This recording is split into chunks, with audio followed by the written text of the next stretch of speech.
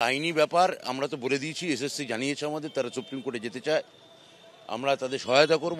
আইনি লড়াই তো আইনি পথে হবে। আমি খালি বলবো যে চাকরি যোগ্যদের চলে যাওয়ার জন্যে, যারা অযোগ্য তো প্রথম কথা হচ্ছে তাদের আমরাই বার করে দিতে চেয়েছিলাম। তারা আজকের মহামান্য বিচারপতি যে রায় দিয়েছেন আমাদের কথাই তিনি শিলমোহর দিলেন। এটাও বোঝা গেল যে এর মধ্যে অনেক যোগ্য আছে এবং অযোগ্যও আছে। তাহলে যোগ্যদের যারা চাকরি চলে যাচ্ছে, আমি জনপ্রতিনিধি হিসেবে বলছি, তাদের ভবিষ্যৎ কি এবং তাদের জন্য বিজেপি যে উল্লাস করছে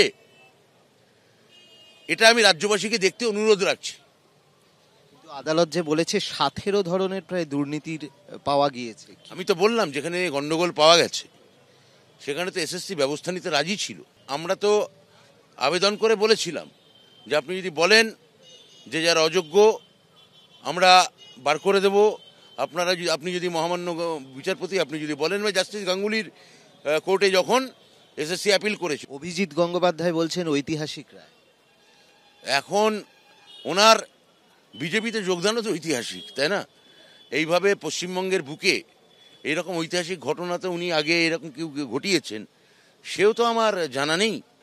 শুভেন্দু অধিকারী বলছেন পুরো ক্যাবিনেটই সিদ্ধান্ত নিয়েছিল, সুতরাং ক্যাবিনেট সিদ্ধান্ত নিয়েছিল। আমি বলবো যে আমি সেটা সিবিআইকে দেব, পুরো ক্যাবিনেটকেই গ্রেপ্তার করতে হবে বা তাদেরকে তদন্ত করতে হবে, আর যারা আমলা ছিল তাদেরকে দেখতে হবে, মুখ্যমন্ত্রীকে গ্রেপ্তার করতে হবে। এখন এই ধরনের রাজনৈতিক হুমকি বিজেপি তো সব স্টেটেই দিচ্ছে। এখানে হয়তো বিরোধী দলের নেতা দিচ্ছেন, ঝাড়খণ্ডে বিজেপির অন্য কোনো নেতা দিচ্ছেন, দিল্লিতে বিজেপির অন্য কোনো নেতা দিচ্ছেন। বিজেপির হুমকি, সন্ত্রাস, ভয় দেখানো, জুজু দেখানো, সিবিআই, ইডি, এনআইএ এই তো হাতে আছে। ক্যাবিনেটের সিদ্ধান্ত, দেখুন ক্যাবিনেটের তো নিশ্চয়ই সিদ্ধান্ত ছিল, কিন্তু এটাও তো বলা হয়েছিল, আমরা বিচারপতির কাছে বলেছিলাম যে আপনারা যদি বলেন আমরা এটা বাতিল করে দেবো, আপনারা আমাদের দিক নির্দেশ দিন।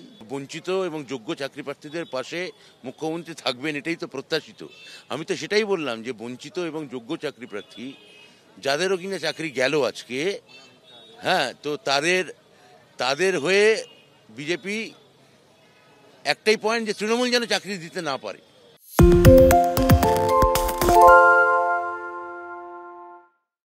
সত্য অন্তহীন, সত্যের খোঁজও তাই, সত্য সন্ধানে তাই আমরা অক্লান্ত, অকুতভয়। এবিপি আনন্দ নতুন ভাবনার প্রতীক, যা মনে মুক্ত, তথ্যে যুক্ত এবং যাবতীয় সীমানার বাঁধন থেকে মুক্ত।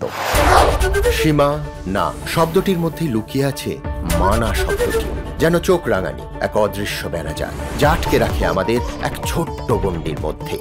একমাত্র সঠিক খবরই গড়ে তুলবে এক মুক্ত সমাজ। সেই জগৎ গড়ার লক্ষ্যে কোনো সীমানার ঠুকুটি আমরা মানব না। এবিপি আনন্দ এগিয়ে থাকে, এগিয়ে রাখে।